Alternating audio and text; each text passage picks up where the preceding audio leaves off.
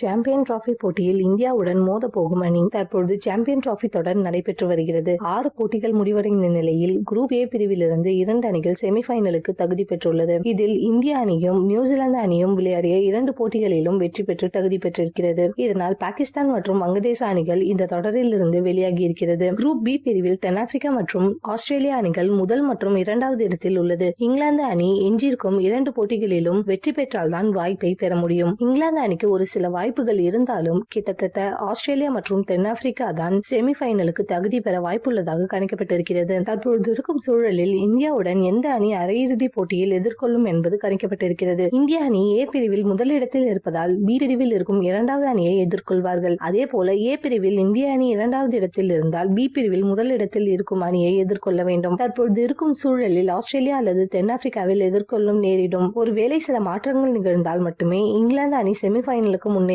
இந்தியாவுடன் மோத வாய்ப்பிருக்கிறது. அரையிறுதி போட்டியில் இந்திய அணி வெற்றி பெற்றால் ஞாயிற்றுக்கிழமை நடக்கும் இறுதிப் போட்டியில் கலந்து கொள்ள வாய்ப்பிருக்கிறது.